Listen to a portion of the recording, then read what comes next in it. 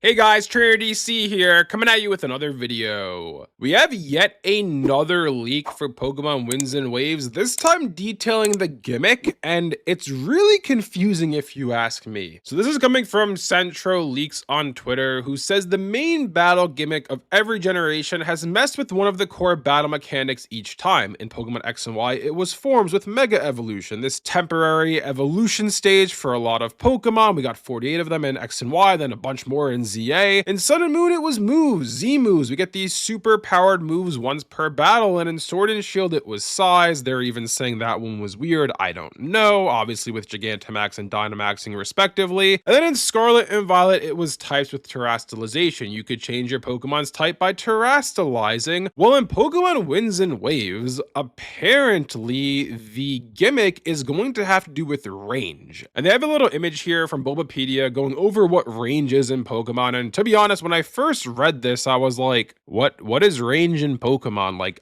I don't know what that is. This isn't a shooter. It's not range as in, shooting mechanics. Like, what is this? So basically, for those of you who were confused like me or don't know, range in Pokemon is the number of Pokemon that the target move hits. So for example, if you use a move like Surf, the range of it is 2 because it hits 2 Pokemon. If you use a move like Thunderbolt, the range of it is 1 because it hits 1 Pokemon. So this is something that obviously comes into play with double battles today. If a Pokemon move hits 2 Pokemon, it's going to hit both of them in Pokemon double battles, which is the range of the move. So inherently, when I saw this, I was like, I'm very confused as to what this means. What does this mean for a brand new gimmick? When we use the new Majin or Netsu gimmick, as it's being called right now, in battle, assumingly once per turn, we're gonna have our move hit multiple Pokemon then? Does it mean that Thunderbolt, instead of hitting 1 Pokemon, is now going to hit 2 Pokemon in a double battle? But if that's the case, how would this be used throughout the game? Because double battles are really only something that's used in the VGC. We don't really see it much in actual Pokemon single player story. So what does this all mean then? So the first thing I thought of is, okay, maybe there's going to be more double battles in this game. Maybe they're going to reintroduce triple battles to Pokemon. That was something that obviously existed back in Pokemon Black and White and Pokemon X and Y, which is now gone. Used to have the rotation battles, I believe, in Black and White as well. Maybe this means a new battle entirely is coming to this game. But either way, that just seems like a really confusing gimmick. So if I use this gimmick Netsu on a Pikachu with Thunderbolt, it now hits 3 targets, 4 targets, like what's the point of that, right? And then on top of which, we know from the leaks that there's going to be weather forms coming to the game for a select number of Pokemon. So far, we know of 12 weather forms that are coming to Pokemon Winds and Waves. If you don't know what I'm talking about, I'll leave a card above to the video where we go over that. But then how does range have anything to do with weather forms? Like, why are Pokemon getting weather forms, these Mega Evolution like form changes for range moves? Like, it's all really confusing to me. The only ounce of clarity that we have on this since this initial leak happened is Central put out another tweet saying Pokemon Winds and Waves is turn-based. We have mentioned this before a couple times. The main change to the battle system is that there's no longer strictly single or double battles. Instead, any amount of Pokemon can join or exit the battle at any time, like in Pokemon Legends ZA, which would mean that the reason why range, I guess, would be useful is, let's say you're fighting a horde of Pikachu. We'll use that as the example here. And this horde of Pikachu is getting larger. You're facing off against 1 Pikachu, that becomes 3, that becomes 4. Maybe there's 6 on the field at a given time. Who knows what the max is going to be here for how many Pokemon can appear in a battle at a given time. But regardless of that, all of a sudden this is becoming overwhelming for you. So you use the Netsu gimmick on your Charizard, I don't know, and you use Flamethrower that now hits all these Pikachu at once. Is that what this is doing? Does that mean that now this Flamethrower becomes a 6 target move? Does it mean it hits all the targets on the field? Does it mean that maybe instead of being a 1 target move, it becomes a 2 target move? Like, how does that work? If we use Surf with the Netsu gimmick, does that mean that Surf becomes a 3 target move now? It was already a multi-target move. So like, how does that all work is what I'm saying here. I mean, Surf wasn't the greatest example because Surf would hit as many Pokemon are on the field at a given time, but you get what I'm trying to say here. It's rather confusing to me still as to how exactly this is going to to work. And I'm not sure as well, just a side note on this, I'm not really sure how I feel about the fact that there's going to be multiple Pokemon in a battle at a given time. Like, the thing I immediately thought of is the Persona series. Persona is like this. You play a Persona battle. It's your team of 4 versus however many Personas there are on the field at a given time. And you could have more Personas join the battle as it progresses. If something happens, like a rare one appears, like, you know how it works if you've played Persona. But is that what they're trying to do here with Pokemon? Because the reason why I don't necessarily think that would work here compared to Persona is because in Persona, you can't capture a specific Persona by throwing a ball at it, right? It works very differently how you actually recruit a Persona to join your team. Each game is different on how they handle that, but that's neither here nor there. However, in Pokemon, you have to throw a Pokeball at a Pokemon to capture that Pokemon. So if you have like 5 Pikachus on the field at a given point, and one of them, let's say, is a shiny Pikachu, well, does that mean, like in the old Horde battles in X and Y, does that mean we're going to have to defeat the 4 regular Pikachus first before we can capture the shiny Pikachu? Are we going to actually be able to target which Pokemon we capture, like how we do in Legends ZA or Legends Arceus, where we run up to a Pokemon and throw a Pokeball at it? Would we be able to do that within a battle? That's one thing we really don't know yet. Is it going to be still that you have to battle a Pokemon to capture it, or are we going to have this more real-time, just run up and throw a Pokeball at a Pokemon mechanic like we've had in the Legends series? That we don't know right now. Overall, I think this leak is more confusing than anything else. It really confuses me as to what exactly the Netsu Majin gimmick is going to do. We've heard people speculate that it's going to be weather moves, but what does range have anything to do with weather moves? Does it mean that storm clouds appear and all of a sudden Thunderbolt hits 5 Pokemon now? Like, I don't understand how this all works. And then on top of all that, we know that certain Pokemon are going to get Mega Evolution like form changes, like Dynamax to Gigantamax. Every Pokemon can Dynamax, but some Pokemon can Gigantamax and change forms. Well, in this, every Pokemon's going to be able to use Netsu, but some Pokemon are going to get weather forms, weather evolutions, if you will, when they use Netsu. So how is that going to all work? It's all really confusing to me, and out of everything that's leaked over the past few weeks for Winds and Waves, I would say that the gimmick is the thing that has the least amount of clarity right now and is the aspect of this game that is the most confusing right now. And I'm curious to see over the coming months, the coming weeks, if this becomes more and more clear what exactly this gimmick is going to entail, or if we're going to have to wait until we see the next trailer on Pokemon Day next year when the gimmick will officially be revealed to us. Anyways, let me know down in the comment section below what you guys think about all this. What do you guys think about this new leak today that the gimmick for Generation 10, codenamed Majin or Netsu, is apparently going to have to do with the range of a Pokemon's moves? Do you find this as confusing as I do and really making the whole weather forms gimmick Netsu thing just very murky right now, more murky than it was before? Because before we had an idea it would be weather moves and some Pokemon would get weather forms, but now it's like, I don't know what this all means. I don't know what it means for a Pokemon to use a gimmick to improve its range. Like, what does that all exactly entail here? If you guys enjoyed this video, be sure to leave a like and subscribe to see more content like this from Trainer DC. Thanks for watching, and I'll see you guys next time.